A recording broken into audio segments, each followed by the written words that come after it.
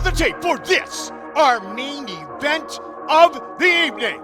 We introduce the champion, Chris, the West Side Strangler Brennan. Let's get it on!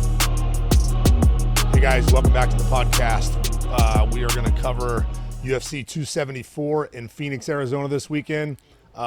Literally probably one of the most stacked cards in a couple years, not just this year, in a few years. From top to bottom, it's good. We were going to go over some of the undercard as well, but there's so many fights. I will give one quick shout out to the first fight of the night is my homie Fernie Garcia. He's out of Dallas, Texas. He used to train at the gym here. He's a stud. It's his debut in the UFC. So good luck to him. That's awesome. And then we will we'll start with fight number one on the main card.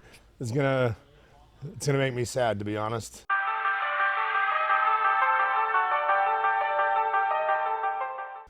These are two of my favorite fighters that I wished would never fight, and Donald Cowboy Cerrone and Joe Lozon. I saw an interview with Cerrone earlier, and he was like, I don't know how we didn't meet up, all along, because between the two of them, they've both held the record for the most bonuses in UFC history. Oh, really? Yeah, and it's almost impossible for it to not be a great fight. I hate picking this fight because they're two of my all-time favorite fighters. They're two really good dudes, both dads, and Cerrone was in tears talking about his son on the pre-fight interview. That's so cool. This weekend, and it was just kind of it's a bummer that as soon as they were talking about it happening, I messaged Joe and was talking to him about it. And I was just like, I didn't want this fight to happen. Joe's been retired for a couple years. Cerrone was basically out of the game for a year, and said he finally messaged Sean Shelby and said, "All right, let's give me a fight." So here they are. So what is it about Lozon? I think Cowboy's resume speaks for itself. What is it about Lozon that you like as a fighter? Yeah, he's a humble guy. He's quiet, right? He's got as many fights or close to as many fights as Cerrone. He held the bonus record between the two of them. They've gone back and forth holding the bonus record in the UFC. And he's still like, he's popular, but he's not Cerrone, right? Like, sure. He's not on that crazy star level. Yep. But he's such a good dude. I don't know that he cares to be. He runs a gym in Boston, married with children. He's just a great dude. I hate this fight. His last fight was in Boston, where he's from. He won in epic fashion, and that was like the best way to go out. And he's back. Walked away. So between the two of them, they have 98 fights. I wonder if there's ever been a fight on the UFC fight card that has had that much total experience walking into the ring. 98 too bad that fights. At least one of them didn't have one more, so it could have been the 100th fight. Yeah, that would have been really cool. And that includes 2 no contests for Cowboys. So according to their official record, that's pretty legit.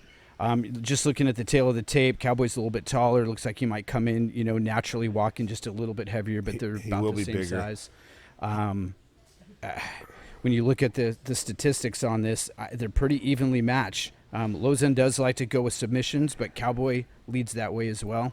Lozon doesn't go much. It doesn't seem like he goes the distance. He's only won 7% by decision. So yeah, that's why he's got so many bonuses. Yeah, right. I guess that's a great point. He's been, I believe, submission of the night back when they were paying for submission of the night, performance of the night, fight of the night. He's been in fight of the nights. I'm sure that he's even lost. But sure. Fight of the night, both guys get a bonus, and so he's an exciting fighter. They're both super exciting fighters. I hate picking this fight just because I don't want to see either guy lose. Cerrone's going to be the better striker. Okay. He's going to be. I say this, but before Joe walked out to fight Diego Sanchez, I'm pretty sure Diego had never been stopped by strikes. And I said, hey, be careful. I text him, good luck, have fun, be careful, keep your hands up. Just because you hurt him on the feet, if you do, that doesn't mean keep striking with him. Take him down. Okay. He goes out there and TKOs him on the feet. You're like, and I was like, all right, that plan works too. I texted back. I was like, that works as well. But in general, Cerrone's gonna have the better striking, a little bit bigger, a little bit more power. Okay. He's also got great jiu-jitsu. They both have great jiu-jitsu. Yeah. Joe's been here and rolled with Lucas. I've seen him. He taught a seminar here and rolled a little bit. He's real slick. Cerrone though he just did two grappling matches with Dos Anjos. Okay. And rear naked, submitted him both times. That's a Really? Brazilian jiu-jitsu black belt from Brazil. Really? He's always been really, really good. He's really good on his back, and he's just he's not there a lot. He fights, he's on the feet a lot and banging. So got two aged fighters. They're both 37, 38 years old. I mean, how do you? I can't go against Joe because he's my buddy. Okay. I first of all, I wouldn't bet on this fight, even if it was free money. Okay. So I guess it doesn't make sense to pick the fight, but I'm gonna go with Joe, and I'm actually gonna go with Joe either by a third round stoppage of some sort or decision. Okay. It's pretty close. It's I don't think they're gonna kill each other. minus 180 for Cerrone, and plus 155 for Lauzon. So I mean, it's pretty close. Yeah. Yeah, and it's hard to see. I mean, I don't see anything that stands out here other than just two warriors. And I got to imagine they're going to go in there smart. They're probably not going to take a lot of damage. I don't see this being like a Gaethje-Chandler fight where it's bombs the whole time. So both of those guys have been in fights like that. Sure. I just don't see him coming back after that long and wanting to be in a fight like that. Sure. I don't know. I say that, and they could be the craziest fight on the card tomorrow night. Yeah, I mean, that's why they've both got so many bonuses. They've fought like that multiple times. Yep. Joe is a guy that I've even said, bro, your jiu-jitsu is so good. Quit striking with these guys and get to the ground. Yeah, get there and do your thing. But I don't know. So I think I heard you say that you weren't picking this fight. I mean, if I'm gonna pick Joe. Okay. Just because number one, that's who I want to win. Okay. And number two, that's where the winning money's at. Now, he's the underdog. You've talked a little bit about being able to separate a little bit, but I know this one you're slight cutting hairs here. It's so close. You're splitting hairs. Yeah. So he it's hard to say. Okay. I'm gonna pick him to win only because unless Cerrone has gotten a new fire, a new drive, he hasn't wanted to fight the last few times he's fought. Yeah. So I'm gonna pick Joe. Cool.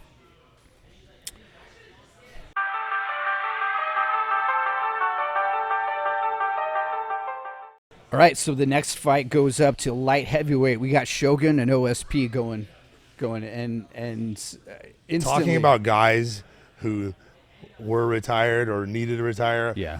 When was Shogun's last fight? Can you even look that up? Yeah, I'll look it up. Hold on a second. It's years. It's got to be years. Let me pull it up right here. Actually. He's one of my favorites of all time. We fought in Japan together in Pride. The first time I met him was probably the coolest moment ever because I was already a fan of his, and I was on the bicycle in the gym cutting weight, and he was in there with Vanderlei and asked me, he had seen something I had done before, and asked me to show him how to do it. Really? So I got off the bike and did it to him on the ground. Yeah. And just so I could show it to him. And I got back on the bike when he left, and I was just like, oh crap! Did that really just happen? Like, he just really asked me for advice on how to do something. So it was cool. He's a great fighter. He's been through multiple weight classes. Fought at heavyweight in Pride. Fought light heavyweight in the UFC. He's was always just a savage. Pride. He's from Shootbox. Vanderlei Silva. Him, Anderson Silva back in the day, Asurio Silva, Valentino, just a bunch of badasses came out of that gym, and Pride allowed head kicks and soccer kicks on the ground. Yep. and they excelled at that. They were just phenomenal at it. They would literally get up from side control on top of someone just to soccer kick their head. Oh my gosh. Yeah, and they were great at it. So you were asking last time he fought twice in 2020, July 25th of 2020 and then November 21st of 2020. In the UFC? Yeah, UFC 255. Huh. All right. So 2 years ago? That's what it says. So 2 years. Yeah. Yeah, okay. Yeah, I mean, 20 months. And they were probably at the Apex Center because when? In 2020? November 21st of 2020. Yeah, so everyone was still kind of... I was still locked down pretty good. Yeah, no one was having big fights, so it was probably at the Apex Center. Yeah. Ovince St. Preux's tough as well. He's getting older as well. How old is he? He is older. I should have pulled that up as well. Hold on just a second. He's older as well. I'm going to go with Shogun. Ovince St. Preux's got a good side choke when people are trying to guillotine him. Shogun's good on the ground, not just at certain things. He's good on the ground, but he's also a savage on the feet. St. Preux's 39. 39, and Shogun's what? Let me that pull poor that guy. Too. He's always looked older than he was because he fought in some wars. It says he's only 40. Yeah. So. Yeah. So did I hear you? Shogun by stoppage. Shogun by stoppage. Yeah. Really? Yeah. And you just is it going to the ground? Is this going to be? It'll probably be all over the place, to be honest with you. But he's gonna finish. He's gonna finish him. Okay.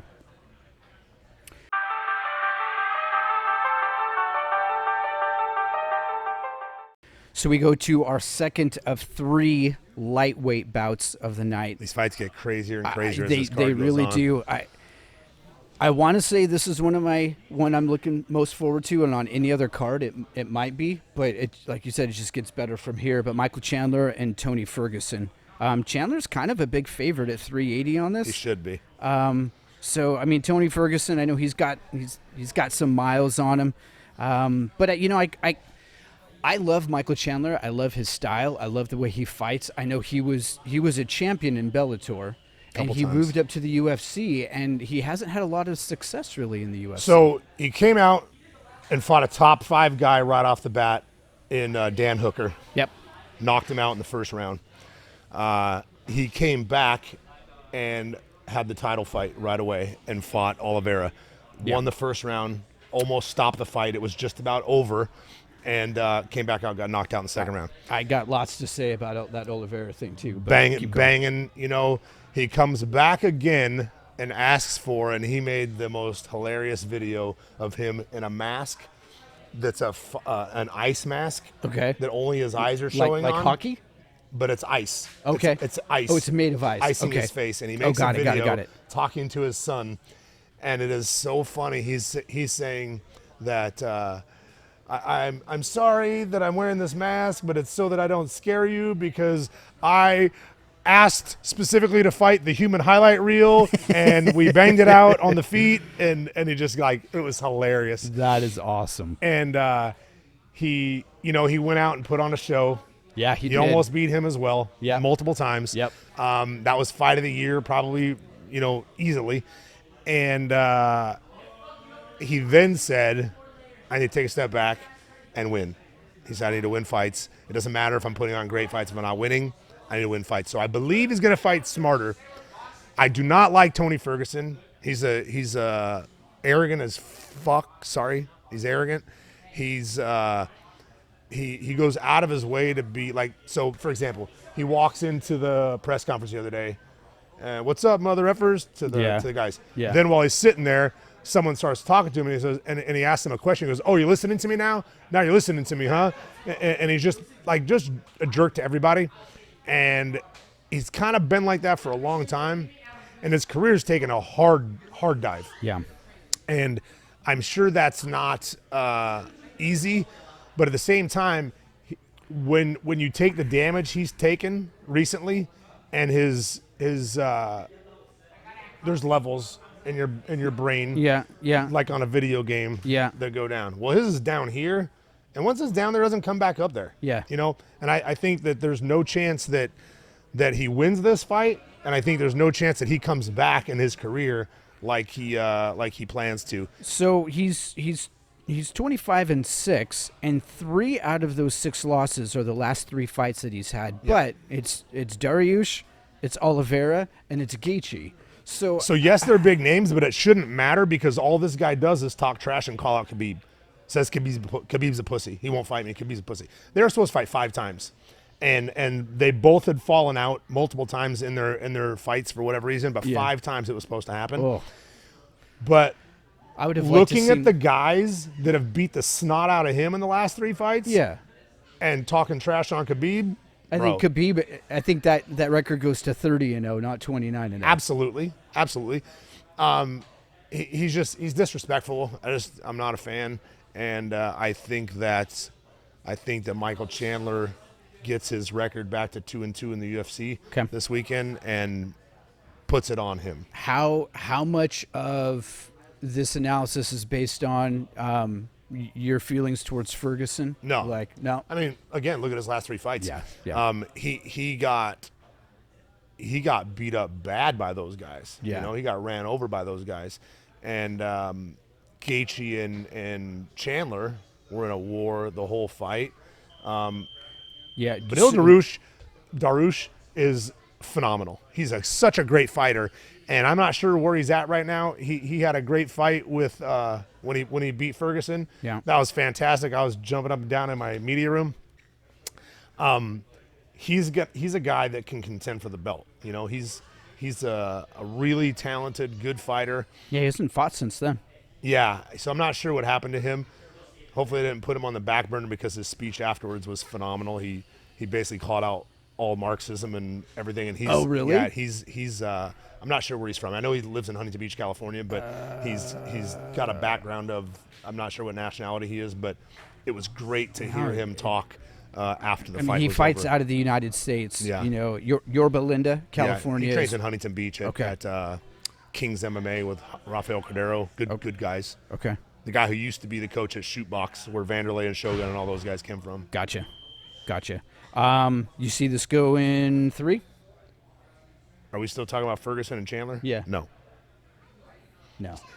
Ferguson's tough.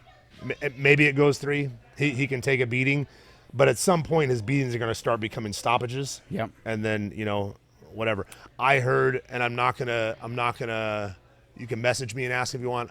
I heard a crazy rumor 2 days ago about Ferguson 2 weeks ago. And so I am picking Chandler by I would like to say stoppage. Maybe he lasts at the end till the end of the fight. Okay. And then we'll see if everyone passes all their tests. Maybe we'll talk more about that on Monday.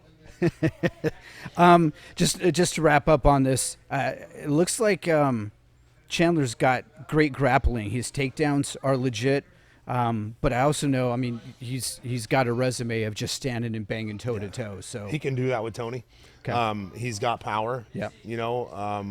Tony's gonna be longer for sure. Chandler's short, stocky guy, but very powerful, and he just keeps going. He keeps going. When he gets tired, he just keeps going. And so I think he beats him up on the feet and out wrestles him, and then beats him off the ground. He won't submit Tony. He needs to be careful not to get submitted. Tony's decent on the ground, but he tries to play. We just talked about this on one of the other. I might have been talking with Russ. He tries to play rubber guard yes. And Kevin Lee smashed past his guard, mounted him, and was beating him up, and then he escaped, and he ended up winning the fight. Yeah. But the guard, and then yes, it was when we were talking about Alimale. Yep. Same thing, and same thing happened in her guard, and it's just not a good MMA guard. All right, I'm looking forward to that one for sure. So Chandler, put your money on that fight.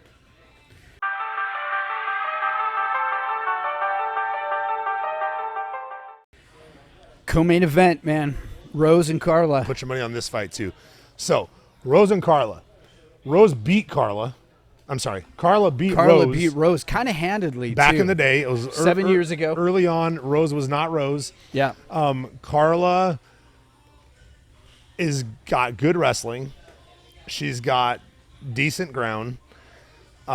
She can't strike with Rose. She can try to strike with Rose. She's not going to be able to strike with Rose. She'll get beat up on the feet. I don't think she's going to be good enough on the ground. She is also and here's where the seriousness of this game comes in. She's leaving the fight and going to get married. And she's been planning a wedding, and her wife, her husband they've been planning a wedding, and it's literally right after the Carla's fight. doing this? Yeah. Can you imagine what those wedding pictures are going to look like? Yeah. Not only that, man, like, you're getting ready to fight for the belt. You postpone your wedding, right? Either postpone your wedding or you postpone the fight. Yeah. But you don't, like, if that's the fight date and you can't get around it, you move the wedding. But you don't do them both at the same time. And that's just the distraction that Rose and Pat Barry, her husband, take this stuff so seriously. Yeah. You know, and it's like on a level of me and Luke, you know, they are very, very good at what they do. She trains with Trevor Whitman, who's also no joke, you know, phenomenal coach. Rose. Yep. And she's just, you know, she takes this sport very seriously. Well, and her confidence level is getting higher and higher. She is not even close to being the same person she was when they fought the first time. Well, I think it was on The Ultimate Fighter. It was. Yeah. It was the first strawweight championship for women, and it was from The Ultimate Fighter, and that's how they awarded the first belt in that weight class. And then Carla lost it to Joanna. Yes. Yeah. Yep. I noticed, you know, when I first saw pictures and I was looking at them, their body composition is so different. Yeah. And I thought Carla she seemed, again, looking at pictures separate, I was like, holy cow, Carla looks so much bigger than Rose. And then you see him in the ring and she's tiny. Yeah, super short. And Rose is really long, and Rose is short. I mean, she's 5'5", I think. So she's Carla's not. what, 5'2"? I think it's 5'1" and 5. Let me just double check here. 5'1" and 5'5". Yeah. So when you see Rose looking tall and long at 5'5", Do they have reach on there? Or no? yeah, the reach is 63 for Carla, 65 for Rose. So honestly, Not that much. Not that much. And as you were talking about before, you divide that in half, and Not an inch. yeah. So, but the leg reach is significant. Rose has got, that's where it all is. She's got a 4.5-inch leg reach. Okay, so she's all legs. So, Yeah, I think this fight, Carla can try to make it close by wrestling. okay. But I just don't think she's going to be able to wrestle and not get in trouble submission-wise. You know, she's got to take her down to win the fight, but she's got to also be careful on the ground to not lose the fight. So Carla has the highest takedown percentage. I was listening to this. She's got the highest takedown percentage in women's UFC history. She took down Rose 5 times in the last fight, and they were easy. And I know Rose is a different person right now, but she was shooting right through her. I mean, the takedowns were pretty clean, and they looked easy. What would Rose need to do, training-wise and development-wise? What is she going to be doing to stop that from happening? Well, I'm sure she's been training with wrestlers. Gaethje trains there. I'm sure there's a lot of wrestling that goes on in that gym. But her submissions have gotten, very, very good. So guillotines, triangles, Kimuras off the shot. Okay. Carla can't just keep taking her down and not worrying about, I think Rose's reaction to her shot's going to be much, much different this time. I think she had 3 fights the last time they fought, 4 maybe. It was like early on in Rose's career. I'm not sure how many Carla had, but see if I can look that up. It's just different. She's gotten better. How do I say that? She's gotten much better than Carla has gotten better. Her improvement is greater than Carla's improvement over the same time. Yeah. Much. So I'm trying to see here. It looks like the first time she fought Carla, it was actually her 4th fight, and she was 2-1 when she went into the ring at that time. And that was her first UFC fight. She fought in Invicta before that a couple times. 2-1. What was Carla's record? Let me look. Might be low too as well at the time. I'm not sure. She 1, 2, 3, 4, 5, 6, 7, 8, 9, 10, 11. She was 10. So beating Rose made her 10-2. So that's a gigantic difference. Gigantic. 2-1. And when you watch the fight, and number one, Rose looks like she's about 12 when she's in there. I mean, it's 7 years. She looks like she's 16 now. Yeah, it's true. It's true. But I think you could see a difference in as they walked in. they presented differently Sure, when they were in the sure. ring. They presented differently when they 10-2 fought. and 2-1. Yeah. Right. That's what 12 fights to 3 fights. Yeah. Yeah. Not the same. She's then come back and knocked out Joanna, who beat Carla. Then Yep. beat her by a decision again right after that. Yep. Then knocked out Weili, the other champion. She's beaten the champions of the weight class. You Yep. know, she's and now she's the champion. Where do you see if Carla has a chance? Where do you see the hole in Rose's? I don't want to say the hole, but where's the weakness that she can exploit on Rose to win? I think the only way she would win is if she somehow was able to take her down every round Yeah. and stay there. And just win a decision. Yeah. Win. Yeah. She's not finishing her. Okay. I don't see that happening. I'm betting all my money on Rose. Yeah. But the only way I feel like she could win is by a decision if she could possibly take her down early enough in the round to win the whole round. Yep. 3 times. 5 times. 5 times. It's a championship fight. She's not winning. She's not winning. She's not doing that for 5 rounds. But if she does it 3 rounds, Yeah, that's a 47 or that's a 48-47. I agree, but she's not going to beat her in I'm saying she's going to get stopped inside the 5 rounds. Okay. I'm like giddy for this fight. Yeah, I can't wait for this fight. Rose is my favorite female fighter for sure. What makes her your favorite female fighter? What is it about her? She's cool. Yeah. She's tough. Yeah. Really tough. She Yeah. looks tough, but she looks like innocent as well. And I love the relationship with her and Pat, her husband. Yeah. They are. We talked about this early podcast. I forget when, but I love their relationship, and I love the fact that she is not overly arrogant. She is now becoming confident, and you know when she went back to her corner after her last fight, Pat Barry kept saying, I told you you're the best. I told you you're the best.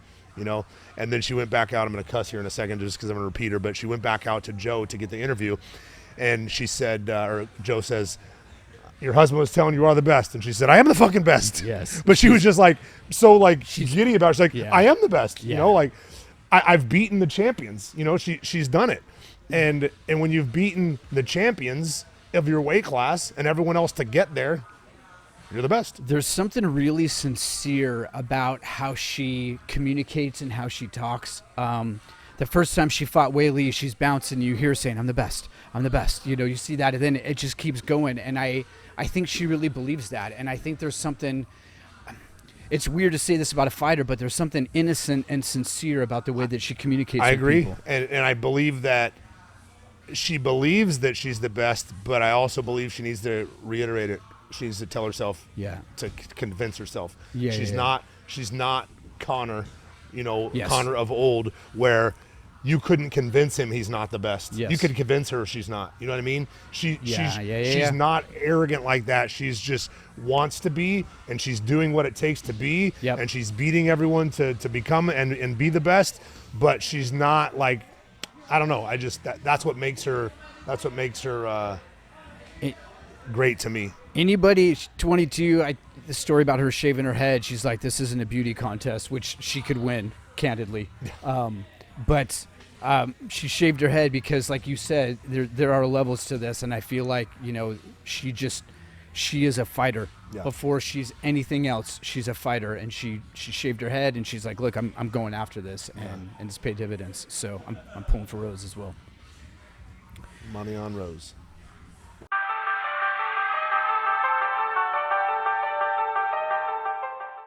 Okay, is there any chance that Oliveira Gaethje is not fight of the night? Only if it's knockout of the night. You know what I mean? Only if Yeah. it ends early. Okay, so- it could not be fight of the night. Yeah. But if it goes even to the 3rd round, it's probably going to be fight of the night. Is there any chance that bonuses are not paid out for this fight? No. I No. don't see it. Now, Again, the only way it's not is if he subs Gaethje early, you know, okay. or if he yeah. gets knocked out early. He may have better striking than Gaethje. Oliveira? Yeah. Okay. Technically. Okay. And I'm not saying that he does. I'm Okay. just saying that Gaethje gets into brawls. There's an argument to be made Yeah, that Gaethje okay. gets into brawls. Gaethje's got more power, Yes. for sure. Yes. Oliveira is straight. Perfect technique. If you listen to Joe Rogan talk about him, man, he gets like me about him. This guy came on very slow. He went down, came up, went down, came up. And then all of a sudden, he did something in his life and went on a winning stride and just started picking top guys apart and beating them one by one and got the belt. I was super bummed that Chandler didn't win the fight, but man, was I stoked for Oliveira as well. I was super bummed that Chandler didn't win the fight, and I was super bummed that Poirier didn't win the next fight. Yeah. And now that I look at Oliveira for what he's doing, I don't know how you bet against him right now. I don't know how you pick against him. I know Gaethje's got the wrestling pedigree. He was he doesn't even use it though. He doesn't even use it. Yeah, that's true. You know, like he does have wrestling. Tony Ferguson's got wrestling. Okay. Tony Ferguson's got the USA Wrestling tattoo on him. He doesn't wrestle. Yeah. You know, and now he can't take people down, and they can take him down. So if you get out of something, and your game changes into an MMA fighter and the MMA style, you know, you don't drill wrestling. You drill for MMA. I think it falls off. You don't have that same penetration step. You don't have that same grind. You don't have that same quickness on your shots and your sprawls when you train MMA as its own sport. When you look at the fights that Oliveira, the last two fights that Oliveira's had, Michael Chandler rocked him in the first round, and it looked like it was going to be over in the first round. Came back and finished him in the second round. He KO'd him. If I remember right, it was a left. He shocked him. Chandler started running to circle the cage, and he got a left that dropped him, and that was basically it. So that's why I say there's a chance for Chandler for Gaethje to knock him out, because Gaethje probably has a little more power than Chandler. Okay. And Oliveira gets hit. Does he have more power than Poirier? Probably. Because Poirier basically did the same thing in the first round. Yeah. Then they went through the second round, and then things started turning, and then it was the third round where Poirier got submitted. It's hard to say. I think he throws harder than both of them. You know, he throws every punch is the Michael Chandler back and forth. There was no jab. There was no, everything was I'm going to knock you out with whatever punch lands, and I'm going to throw all knockout punches. And Gaethje throws heavy all the time. And Oliveira, again, gets hit. I don't know that he can get rocked like he got rocked from Chandler and survive with Gaethje. Does Oliveira need to get his head off the center line? I know his punches are smooth, but does he need to get more head movement in this, or is he taking a more traditional Muay Thai approach to it? he moves. Okay. He moves well. But wearing 4-ounce gloves. Yeah. And if you're throwing and they're throwing, it's hard to have your hand up that's out. Yeah. And it just happens. You're going to get hit if you try to throw to land hard. You're open to getting hit. And so that's what happens. I read an interview with Poirier, and I believe it was after. I forgot they fought. I believe it was after the Gaethje fight, and Poirier said that he actually Gaethje tore his quad from his kicks. He kicked him so hard and he beat up his legs so bad. He's like, I didn't know it that night, but when I woke up the next morning, I knew it, and he beat him up. So Gaethje's got the power. I feel like he's... Oh, his leg kicks are devastating. Probably the best kicks in that division. Yeah. He goes to the calf hard. Yes. Like Poirier. Yep. But that's kind of his thing.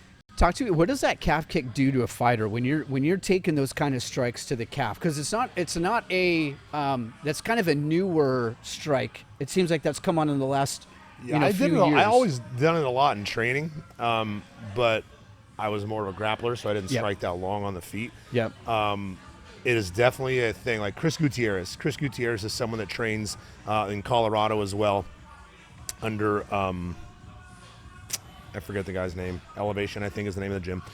But Mark Montoya. But he has three stoppages in the UFC from leg kicks. He's taught a seminar here as well. Okay. Phenomenal striker, Chris Gutierrez. and kills the calf. There's a nerve on the outside of the calf called the peroneal nerve. Okay. You hit that thing, Yeah. and you've seen sometimes. So it happened in Bellator. Michael Chandler got kicked by, I forget the guy's name I always talk about. He's one of the reasons we don't move to 155 because he's gigantic. Okay. The guy. But he kicked Chandler, and his leg started being like this. Cramping up on it? It's just- a nerve that just stops. Oh. Your leg stops working, and you're basically tripping over your foot because you can't lift it up. And that can happen. Or there's muscle here, and since Rory fights tomorrow night, I don't have to worry about this coming out till the next day. When Rory was training the other day with Lucas, every time he stepped down, I kept seeing this knot on the front of his leg, big. And I looked at his wife, and I was like, what's on his shin? I said, is that from, and it's from when he fought Douglas Lima in Bellator.